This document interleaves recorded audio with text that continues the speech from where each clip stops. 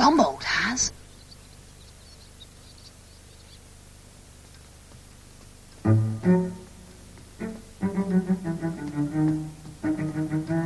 Robin? John? Yes, Aunt. Come into the drawing room, please. I've something to say to you.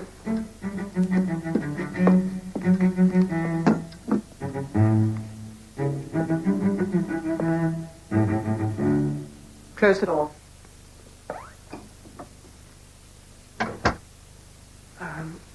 Is Harold all right? Harold, as you know, has measles, one of the most contagious of all infections. Now, as neither of you has had measles, on no account will you try to see him or even to approach the sick room. Now, do you understand? Yes, Aunt Ellen.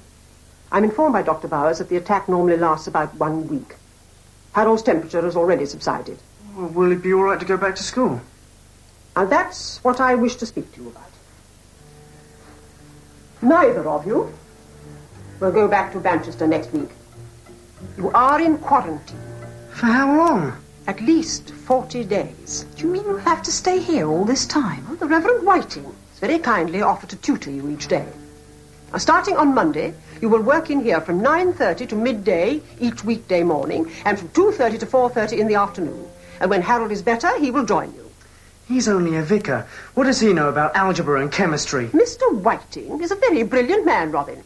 He's a fellow of his college at Cambridge. He was also a schoolmaster before he entered the church. But we're in different classes at Manchester. Harold hasn't even started on Latin yet. And what about games? Well, you will have every Saturday and Sunday to do as you please, providing you stay within the Dower House grounds. You are, in effect, under medical supervision. We will not be responsible for a major outbreak of measles in the neighborhood. But Aunt, really? No buts, John. Do you understand everything I've said? Robin? Do you understand? Perfectly. Very well, then. You may go. And please, don't be late for dinner.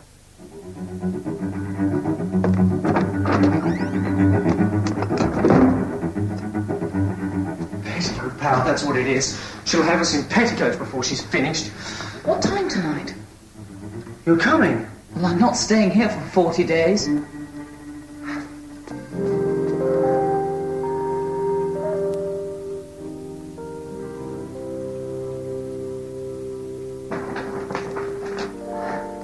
When they start looking for us, it'll be around here, won't it? Close to Cherry Wharton. No one will suspect we've gone 15 miles to Brendon Chase. Supposing someone sees us? Well, that's why we've got to be in the chase before dawn tomorrow. What time does it get light? About 5, I think. We can't leave any later than midnight.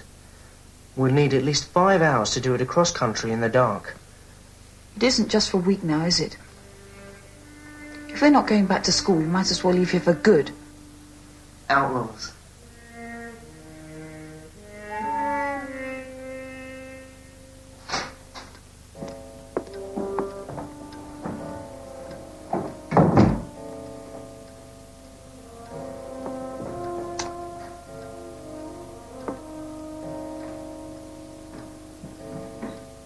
Good night, madam. Good night, Hannah. I'll see you to these lights. Thank you.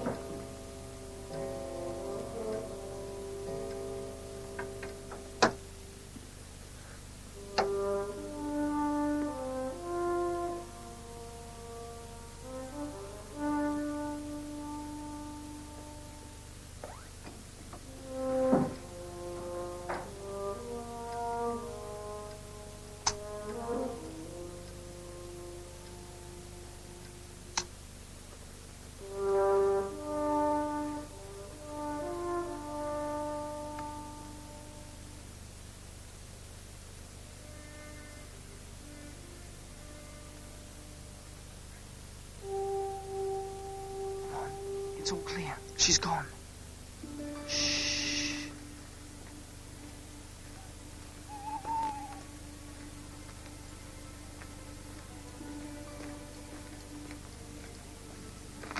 We'll have to break in.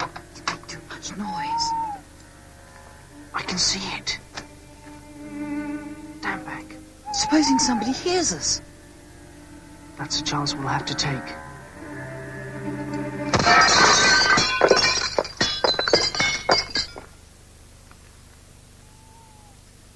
bullets. Hold that. Now the rifle. I hope it's not loaded.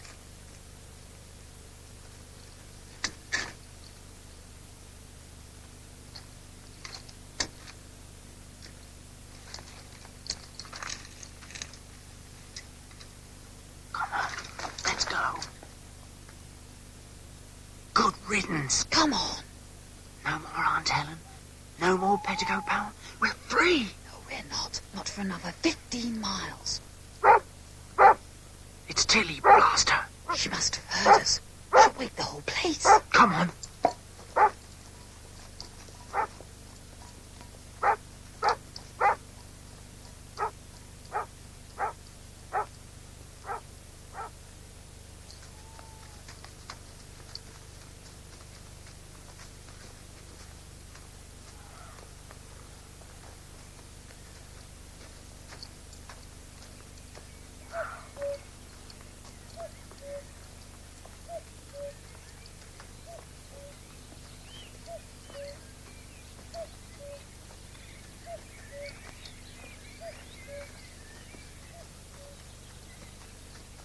My feet hurt.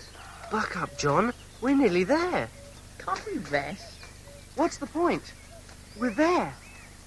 That's Brendon Chase.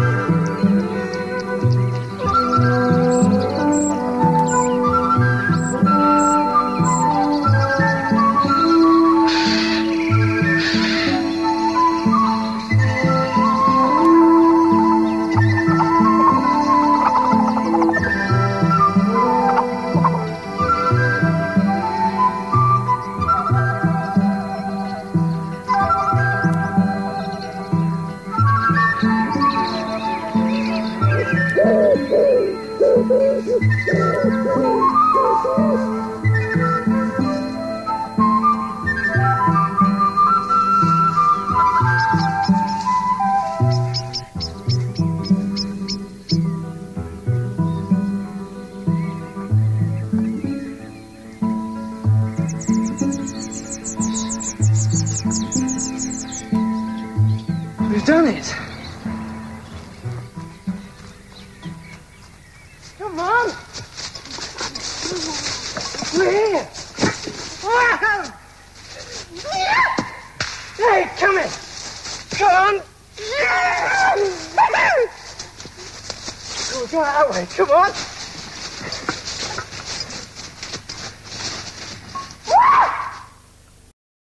Next time on Brendon Chase, where Hannah the housemaid finds an empty bedroom and Robin and John are gone. Oh, Miss Hensman, Miss Holcomb, come quickly. And now their great adventure has begun, the life they've always dreamed about. But first they're still hungry, and because there's no table with food waiting for them, Robin has to go hunting. But that's easier said than done. You idiot! What are you doing? Could have shot you. You shouldn't have gone off without telling me. Sound just like Aunt Helen. Why didn't you wake me? Just lost us our first meal. Hannah found it. Propped up against the window in the boys' room. Oh, but this is dreadful. Did you hear nothing at all during the night? Well, I did hear Tilly barking quite a lot. Until we know for certain what's happened, I want nothing at all said to Harold. Not one word. Do you think it might be wise to inform the police? The police? Oh, don't be ridiculous, Beatrice. Well, I only They thought... will return when they are hungry. And when they return, they will be severely punished. I shall write to their father. While Aunt Ellen and Miss Holcomb try to manage this crisis at home, the boys are looking for a good place to hide. Why can't we stay here? Well, because we're too close to the edge of the forest and someone might hear the rifle. How could they? It's got a silencer on it. Well, we can't make camp until we find fresh water. Suppose there isn't any.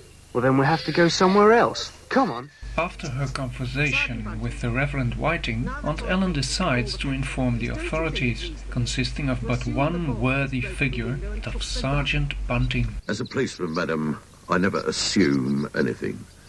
I've not even taken it for granted that the lads have even left these grounds. Well, if they're still here, why would they need the gun? Precisely, madam. They'd have no reason to take the gun, would they? I am a methodical man. Some might call me slow, sir, but I like to do things thoroughly. And if you'll just let me handle things my way... Yes, with discretion, I beg you. I can assure you that I will find those lads wherever they are. Will Sergeant Bunting catch the boys who are now outlaws? That's for you to see in the next episode of Brendon Chase.